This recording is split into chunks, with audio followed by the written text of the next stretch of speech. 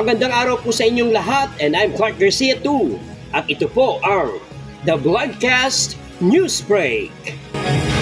Updates po muna tayo para sa bagyong si Yuan, at mamaya rin po ay makakasama po natin ang atin pong News 5 correspondents na sina Nina Ongpauco na nasa Tanza, Cavite, JC Cosico na nasa Quezon City, at Mon Gualvez na nasa Santiago City, Isabela. Maya-maya lamang po ay babalikan po natin sila para sa kanila pong mga reports. Narito na po ang ating mga headlines.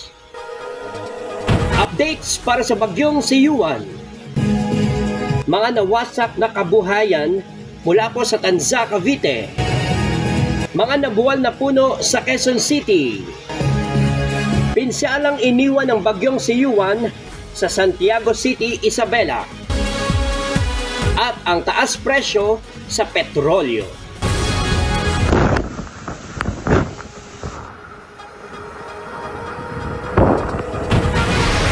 Update po muna tayo para sa bagyong si Uwan.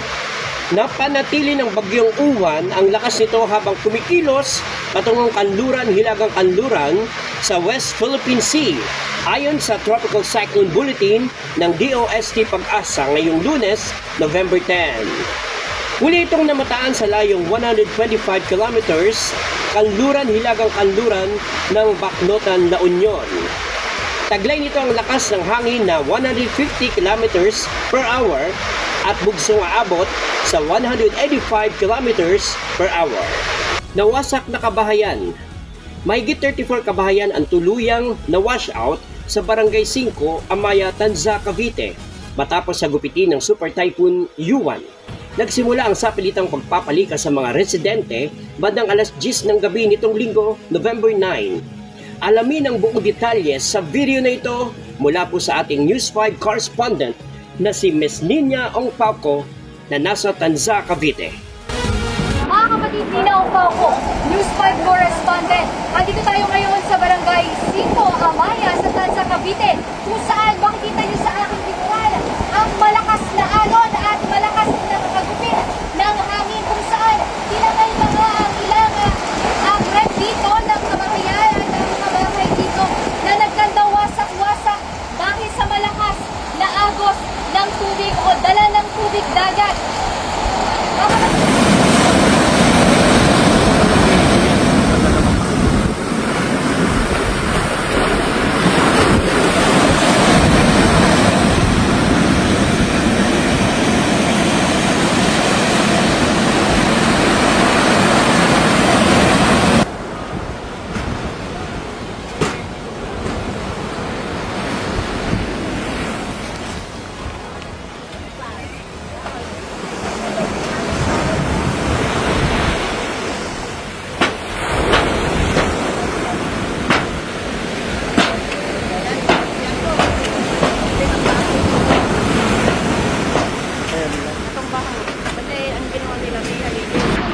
Mga kapatid, patuloy na nananalasa ang bagyong Uwan dito sa Tanza, Cavite, kung saan makikita niyo sa aking likuran na malaki ang alon ng dagat at halos sumampas na sa mga konkretong kabahayan at mga light materials na bahay. At mga kapatid, kung mapapansin niyo, ito ang sitwasyon dito ngayon, nagkalat ang mga kagamitan at halos wala na isang mga kagamitan ang mga residente dito ng Tanza, Cavite. Maraming salamat sa ating News 5 correspondent na si Nina Ongpauco na nag-uulat mula sa Tanza, Cavite. Nabuwal na puno. Nabuwal ang isang malaking puno sa Kiefer Street sa Quezon City sa gitna ng malakas at pabugso-bugsong hangin dala ng Super Typhoon Uwan kagabi.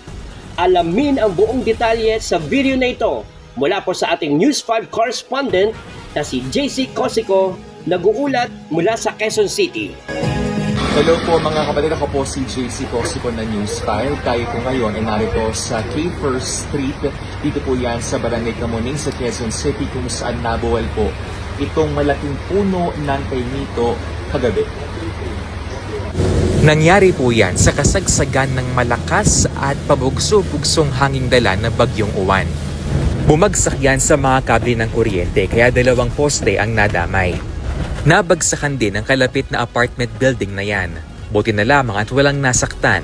Sarado muna sa mga motorista ang kalsada habang nagpapatuloy ang clearing operations.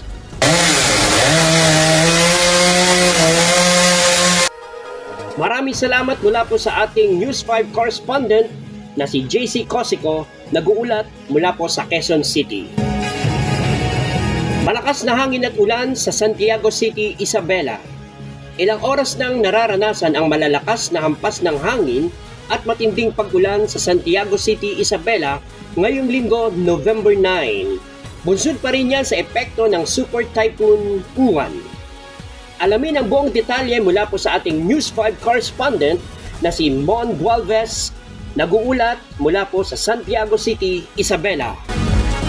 Wala nang edit-edit, ito ang kwento. Dahil sa malakas na hangin na may kasamang ulang dala ng Super Typhoon Uwan dito sa bansa, talagang marami ding mga nagtumbahang puno ang nakikita na ngayong araw. Gaya na lamang dito sa Santiago City sa Isabela kung saan ipakita ko sa inyo mga kapatid. Ito, napakalaking puno ang bumagsak dito sa isang bahay. At itong puno na ito, pinipilit ngayong putulin ng mga residente para maalialis.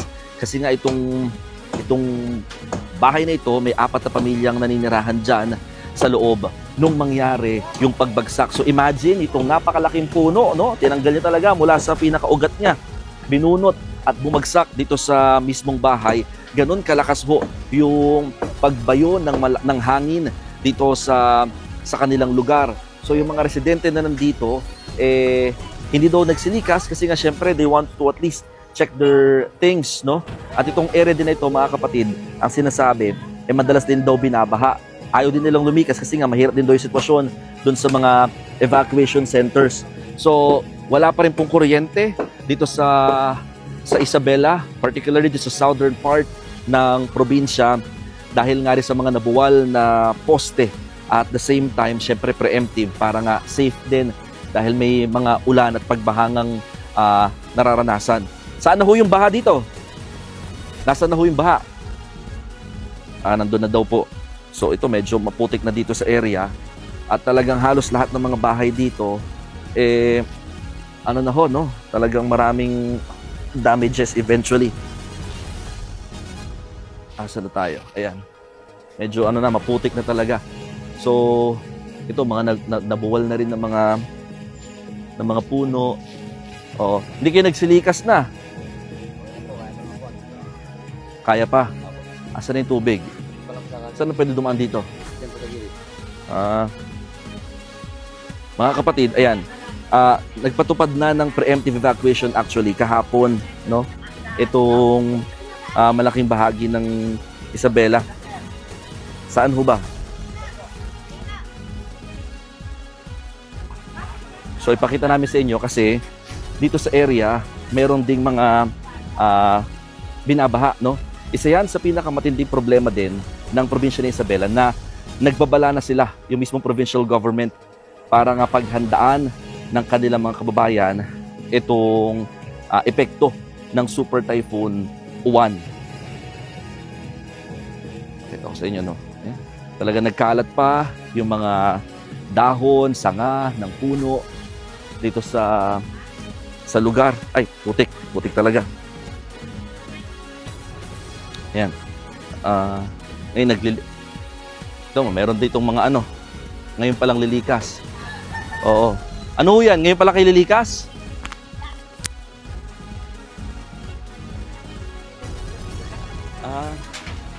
Ito, dala mo ilalagay ito. Sa ibabaw?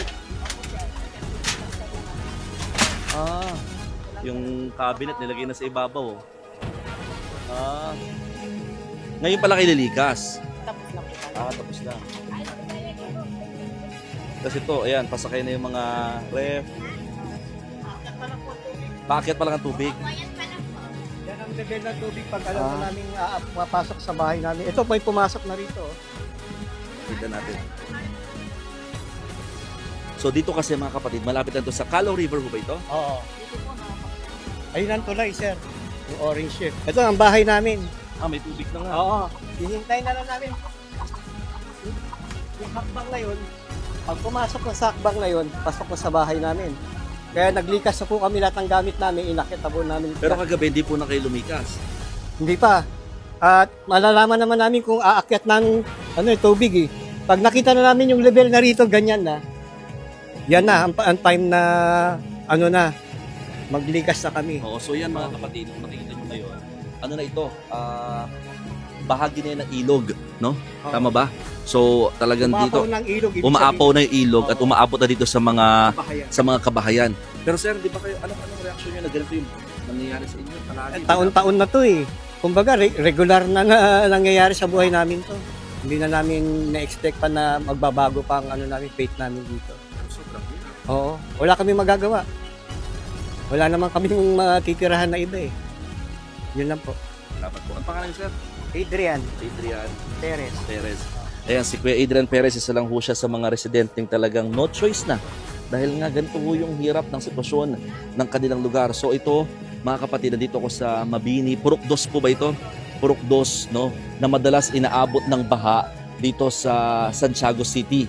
At yung nakikita nyo ngayon na tubig, galing na sa umaapaw na ilog dito nga sa lugar packet na. Kaya lahat sila ngayon, ayan, naghahanda na rin ng paglikas, no? Yung iba nga nandun na sa ibabaw ng mga bubong nila nilagay, yung mga cabinet. So, mahirap, no? Ilan lamang ito sa mga epektong iniwan ng Super Typhoon Uwan. O paano? Ako po si Mon Gualvez ng News 5 at yan ang aking storya ngayong araw. Maraming salamat sa atin pong News 5 correspondent na si Mon Gualvez, nag-uulat po mula sa Santiago City, Isabela. Taas presyo sa petrolyo. Posibleng magpatupad ng taas presyo sa ilang produktong petrolyo bukas, November 11. Aabot sa 0.50 ang dagdag sa presyo ng kada litro ng gasolina hanggang piso naman sa diesel. Wala namang paggalaw sa presyo ng kerosene kasunod ng idineklarang state of calamity sa bansa.